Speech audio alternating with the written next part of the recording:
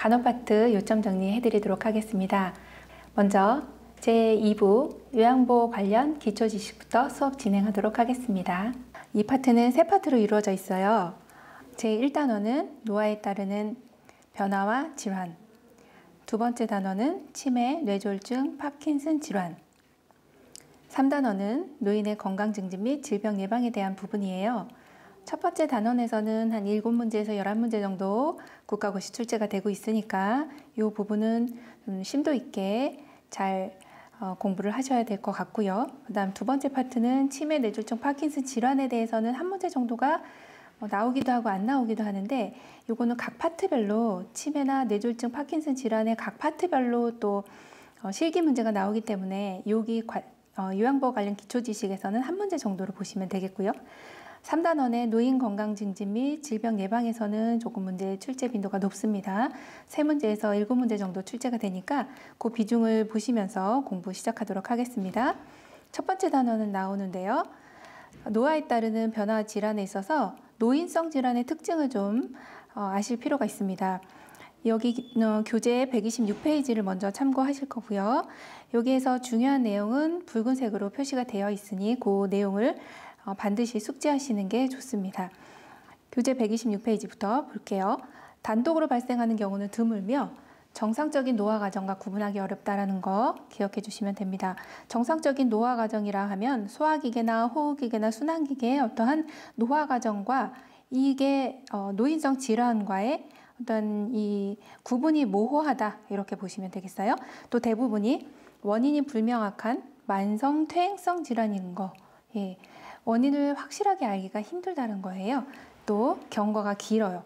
재발도 자주 되고 이 내용을 아시면 되겠고요. 또 합병증이 또 있다는 거, 또 신장 기능에 대한 부분은 시험에 출제가 되면 굉장히 어려운 부분으로 나오게 돼요. 신장 기능은 저하가 되어 있는데 신장 우리 몸에 필터와 같은 역할을 해요. 정수기와 같은 역할을 하는데 우리가 물을 먹게 되면 이 물을 몸에서 걸러주게 되지 않습니까? 이럴 때 바로 신장이라고 하는 곳에서 노폐물들을 걸러주게 되는데 노화가 되면서 이 노폐물을 걸러주는 기능이 떨어져요. 그래서 결국에는 신장에서 소변을 농축하거나 또한 배설 능력이 떨어지기 때문에 이 문제가 시험에 나오면 어려운 문제로 나와요. 약물에 대한 반응이 민감하다라고 하는 거 기억 하나 해주시면 됩니다. 또 질환에 대한 민감도가 높아지며 초기 진단이 어렵다. 왜? 노화 과정과 구분하기 어렵기 때문에 그렇습니다. 자, 욕창이 잘 발생된다. 그 부분은 욕창에서 조금 더 상세하게 설명해 드릴 거예요. 관절도 뻣뻣해진다. 네, 그 내용 또 하나. 이 내용은 질환 자체가 가벼워도 의식장애를 일으키기 쉽다라는 내용은 시험에 지문에 등장하는 내용인데요. 질환이 가벼워요. 그렇지만 피식하고 쓰러지시는 의식장애 일으키기 쉽다라고 하는 내용으로 보시면 되겠습니다. 자, 이렇게 노인성 질환의 특징을 대략적으로 살펴봤는데 상세하게 파트별로 들어가도록 하겠습니다. 교재 128페이지 소화기계부터 볼 겁니다. 자, 전통적인 문제로 소화기계 특성에 있어서는 후각이 둔화되기 때문에 미각 역시도 둔화가 되어 세포수가 줄어든다는 거죠. 짠맛, 단맛 이 감각을 느끼는 것이 둔해진다. 짠맛, 단맛, 단짠 이거는 둔해져요. 그래서 점점 맛이 짜지고 점점 달아진다. 그리고 나중에 되면 쓴맛은 어떻게 될까요? 쓴맛은 잘 느끼게 되는 거예요. 그러니까 입이 자꾸 쓰다 이런 노인분들이 이렇게 말씀하시는 내용이세요. 미각이 둔화된다. 그러니 입맛이 없다. 탈과 위액 분비가 저하되니 이 소화가 잘 안 되시겠죠? 또 위액의 산도가 저하되기 때문에 살균이라든지 소화 능력이 떨어지는 것은 당연하다. 자, 소화 능력 저하가 이제 바로 나오게 되는 내용이에요. 소화가 잘 되지 않는다. 또 가스가 찬다. 변비, 설사 이거는 노인분에 있어서 아주 흔하게 빈번하게 발생하는 이런 상태들이세요. 그래서 변비라든지 설사는 반드시 알고 가셔야 되는 내용이라 또 뒤에 부분에서 설명 상세히 또 드리도록 할 겁니다. 지방의 흡수력 감소. 자, 고지방을 드시면 안 되겠죠. 자, 또한 직장벽의 탄력성이 감소된다. 이것이 소화기계의 특징이다. 기억하시면 됩니다. 자, 두 번째 위염에 대한 내용 한번 살펴볼게요. 위염은 위장의 벽이 있는데 안에 있는 점막에서 이 위염의 증상이 이 염증 반응이 일으키는 거죠. 자, 그래서 위염이라고 하면은 어떤 이제 식사하고 나서 위장이 왜 이렇게 위가 부풀어 있지? 위가 무겁지?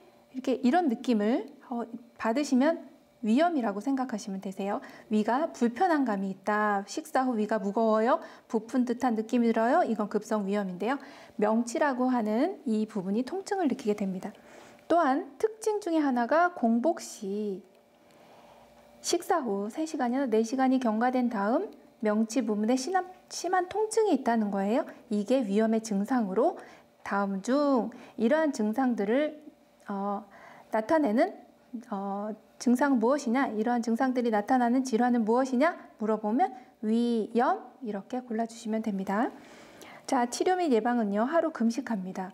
우리가 과로했을 때 쉬어주는 것이 맞죠? 그럼 위가 지금 아파요? 그럼 어떻게 해야 돼요? 위를 쉬어줘야 되는 거예요. 그래서 하루 정도 금식한다. 또 과식하지 않는다. 점점 더 과식하고 과음하게 되면 위장이 점점 더 힘들어져요. 그래서 과식하지 않는다. 과음하지 않는다. 또 제산제는 산이 너무 많이 나오는 것을 제거해 주는 것을 제산제라고 하죠. 이런 약물들, 또 경련 증상이 심하면 진정제 등을 투여할 수는 있습니다. 또 금식하는 경우에는 물을 마셔서 탈수를 예방해 주시는 게 좋다. 자, 위장 점막에만 문제가 생겼을 경우는 위염으로 그치지만 3단원에 가시면 위궤양이 나옵니다. 교재 129페이지요. 위궤양의 증상은 조금 더 심해지는 내용이세요. 속쓰림, 소화불량 이런 증상은 당연히 있고요. 자, 특징 기억합니다. 새벽 1시에서 2시에 발생하는 상복부의 불편감.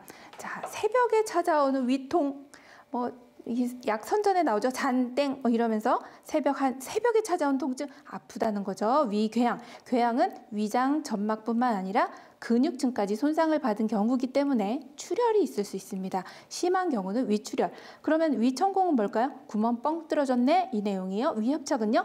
뻥 뚫어진 데서 출혈도 났지 얘네들끼리 달라붙었네. 위협착 이렇게 좁아졌네 이런 부분들이에요. 이런 경우는 아주 심한 경우 때문에 바로 병원에 가주셔야 되겠죠. 자, 치료는요. 약물요법 또 알맞은 식이요법 해주셔야 돼요. 자, 위궤양도 아픈 거예요. 위가 많이 손상받았기 때문에 충분히 쉬어줘야 한다. 네, 그래서 그런 내용 기억해 주시면 되고요. 자, 맨 밑에 줄 보시면 위출혈, 위천공, 협착 있으면 반드시 지체 없이 병원에 가주자. 이런 내용 기억해 주시면 되겠습니다. 자, 그 다음에 위암으로 보시면 되겠네요. 4단원이요. 교재 131페이지 보시면 되고요. 위암은 암인 거죠. 위에 발생한 암이에요.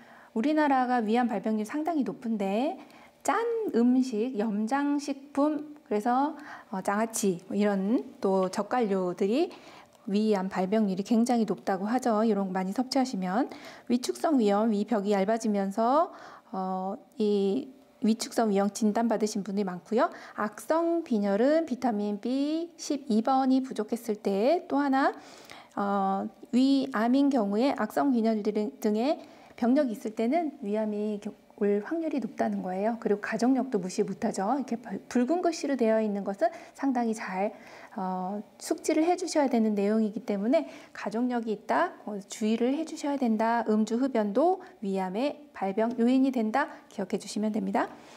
자, 암이라고 하는 것은 갑자기 발병되는 경우도 있습니다만 서서히 진행되어 증상이 잘 나타나지 않아서 나는 위에 통증이 하나도 없었는데 위가 아픈 줄도 몰랐는데 병원에 가서 진단을 받았더니 위암 말기예요. 이렇게 진단받을 수 있어요. 서서히 진행되어 증상이 잘 나타나지 않는 게 또 특징이다. 이렇게 보시면 돼요. 그냥 지속적으로 소화불량이라든지 식욕감퇴 이런 증상들이 불편감 이런 게 있는데 병원에 갔더니 위암이에요. 이렇게 진단받을 수 있다는 거예요. 자, 그래서 이 특징 중에 하나가 암이라고 하면은 1cm 이상이 되면 만져지거든요. 복부의 종양 덩어리. 어떤 분은 배를 만져봤는데 혹이 만져지는 거예요. 그래서 병원에 갔더니 위암이에요. 이렇게 진단받으신 분이 있어요. 그래서 복부의 종양 덩어리 이런 것들 또 체중 감소도 특징 중에 하나라고 보시면 되겠죠. 그래서 위암은 그럼 어떻게 치료하면 돼요? 네, 위암은요. 수술하면 돼요. 네, 병원에 가서 요새는 1기, 2기, 3기 네, 수술요법이 가장 정확하죠. 화학요법이라든지 이게 항암제죠. 방사선 치료 등을 같이 겸하면서 치료를 해주시면 돼요. 이건 병원 가시면 되세요. 자, 맵고 짠 음식, 태운 음식 굉장히 안 좋죠. 훈연한 거, 훈제 이런 음식들을 피해 주셔야 된다. 조기 발견이 중요하니까 내시경 열심히 해주시면 돼요.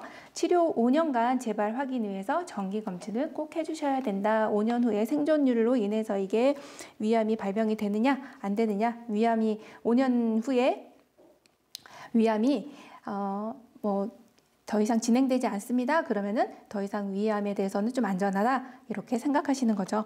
예, 균형 잡힌 식사와 금연, 스트레스를 줄여주시는 것도 굉장히 중요한 내용이죠. 자, 대장암으로 갈게요. 대장암 발병률이 상당히 높아지고 있기 때문에 이 내용도 시험에 출제가 되고 있습니다. 용종이 있는 사람은, 과거에 용종이 있었던 사람은 대장암에 발병할 수 있다? 네, 확률이 용종이 없는 사람보다는 용종이 있는 사람이 대장암에 걸릴 확률이 더 높아요. 가족력이 있는 것도 물론이죠. 자, 그리고 고지방. 지금 현재 우리 식습관들이 바뀌고 있어서 그래요. 고지방, 고칼로리, 저섬유소. 섬유소가 낮은 음식들을 먹게 되면 대장을 지지하고 있는 지지층이 사라지기 때문에 이 대장암 발병률이 높아진다는 거죠.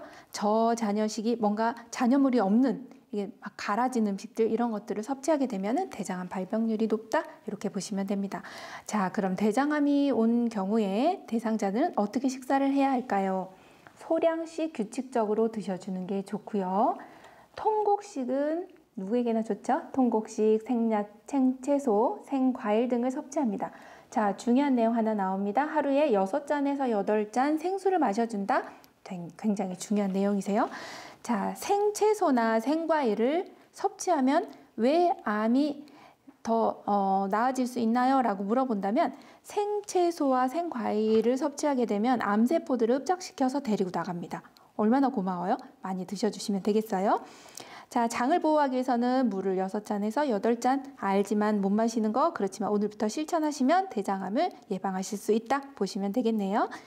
자, 동물성 지방, 동물성 식품, 동물성 지방 이런 섭취를 줄여주시고, 가급적이면 식물성 지방을 섭취하시되, 식물성 지방도 사실 많이 드시면 좋은 거는 아니죠. 자, 가공식품이 좋진 않아요. 그래서 가공식품이나 인스턴트 식품은 피한다, 그렇게 보시면 되겠어요. 절주, 금연, 이 내용은요, 어디 파트에도 나와도 이거는 당연히 해주셔야 되는 부분이기 때문에, 금연한다, 절주한다 그러면 오케이, 땡큐 해주시고, 네, 좋은 내용으로 골라주시면 되겠습니다. 자, 6번째 설사에 대한 내용이에요. 제가 설사하고 변비는 노인분들에게 많이 나타나는, 우리 어르신들에게 많이 나타나는 양상이기 때문에 이 내용은 너무 중요해서 별표 하나 하겠습니다. 별표하시고 체크해 드릴게요. 물 같은 대변을 보는 상태로 배변 횟수가 증가합니다. 하루에 3번에서 4번 정도 보실 거예요. 자, 뭐 1회 이상, 뭐 1회에서 한 3회에서 4회 이상 이렇게 자주자주 많이 물 같은 변을 보시는 게 설사예요. 이게 왜 그러느냐? 우리 몸에 좋지 않은 미생물들이 들어왔어요. 그러면 우리 몸에 보상기전이에요. 너 나가 하면서 내보내는 거, 그게 바로 설사라고 보시면 돼요. 그렇지만 이게 모두 다 그렇지는 않기 때문에 어떤 이제 장의 감염으로 인해서 올 수도 있지만, 자, 여기 붉은 글씨로 표시되어 있는 거 있어요. 하제. 하제 하면 그 앞에다가 변완화제라고 글씨를 하나 적어 놓으셔야죠. 변완화제, 변을 부드럽게 해서 나가게 하는 이런 약물을 많이 드시다 보면 설사가 올 수 있는 거죠. 이걸 남용하다 보면 이 약재가 설사를 유발한다, 이 내용이에요. 이게 시험에 많이 나오는 내용이기 때문에 별표 하나 해드릴게요.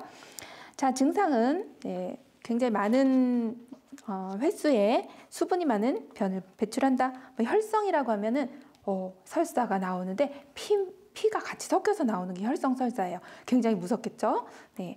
그래서 설사가 나오시는 어르신들은 탈수를 주의해야 되기 때문에 심신을 안정시키고 몸을 따뜻하게 하시고, 중요한 내용이 물을 충분히 마셔서 탈수를 예방해야 한다. 자, 시험에 많이 나오는 내용 밑에 하나, 붉은 글씨는 아니지만 지사제에 대한 내용이 나옵니다. 지사제는 설사를 멈추게 한다라는 약물이에요. 이 약은 반드시 누구의 지시에 따라서, 의사의 지시에 따라 약을 복용해야 한다. 자, 그 다음 밑에 나오는 내용들은 자극적인 음식들이에요. 후추, 카페인, 술, 고섬유소, 이런 음식들은 피한다. 이게 설사의 치료 및 예방에 들어가는 내용입니다. 식이요법이죠. 자, 마지막으로 변비 136페이지 보도록 하겠습니다. 관련 요인은요, 장 운동이 저하되어 있다라고 하는 내용이죠. 장 운동이 저하되면 장 운동이 안 되기 때문에 밀고 내려오지 못하기 때문에, 그래서 배변 활동이 원활하지 못하고요. 복부의 근육의 힘도 약화되죠. 힘을 못 주시는 거죠. 그러면 관련 요인 중에 또 하나가 수분이나 섬유질 음식 섭취가 감소되어 있다라고 보시면 되겠네요. 자, 그리고 또 하나. 하재를 남용했을 때, 자, 하재라고 하면 뭐를 적어야 돼요? 변완화제. 변완화제를 드셨는데 나오질 않네 하면서 또 드시는 거예요. 이게 습관적으로 드시게 되면 배변 활동이 원활하지가 않아요. 그래서 변이를 느끼는 것을 제한시키죠. 네, 변이를 잘 못 느끼게 합니다. 하재를 남용했을 때, 또 저자녀 시기를 섭취했을 때 이러한 변비가 온다. 이런 변비를 유발하는 약물도 있어요. 마약성 진통제, 이런 약물들이 있으니 이것을 드셨을 때는 변비가 왔겠구나. 그러면 치료 및 예방은 어떻게 해야 되겠어요? 네, 치료 및 예방에 있어서 식물성 식이섬유, 유산균, 우유, 다량의 물을 섭취해 주시면 됩니다. 식물성 식이섬유, 당연히 우리 장을 포근포근하게 스펀지처럼 폭신폭신하게 장을 지켜주는 아이들이 식물성 식이섬유예요. 또 유산균을 많이 잡수셔야 이 장에 유해한 이 세균들을 이 유산균들을 많이 보유하게 되면 장에 좋은 미생물들을 갖게 됩니다. 우유 또한 다량의 물 섭취해 주시는 거 잊지 마시고요. 자, 변비를 예방하기 위해서는 운동해 주시는 거. 복부 마사지는 이 장 운동이 되는 방향인데요. 배꼽을 중심으로 해서 시계 방향으로 문질러 주시면, 복부 마사지 해주시면 아주 배변 활동이 좋아집니다. 그리고 규칙적인 배변 습관을 가져주시면 되겠습니다. 자, 노화에 따르는 주요 질환, 이렇게 이제 소화기계를 마치게 되면서 우리 요양보호사의 활동 한 가지 중요한 거 하나 말씀드릴게요. 요양보호사가 어떤 대상자의 질병명을 말하거나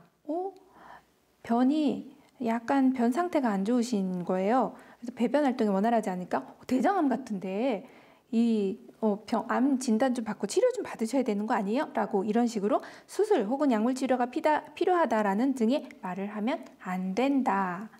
이런 예를 들어서 속이 쓰리다고 하는 대상자에게 위염 같으니 약을 먹어야 할 것 같아요. 이렇게 위염. 이 진단은 누가 내리는 거예요? 진단은 의사가 내리는 거예요. 우리가 진단을 예측하거나 말을 하거나 하면 안 된다는 거죠. 그럼 우리는 뭘 하는 거예요? 관찰을 해서 그 내용을 보고해 주시는 건 가능합니다. 대상자가 속이 쓰리다고 말씀을 하시네요. 이 내용은 보고해 주셔도 되겠습니다.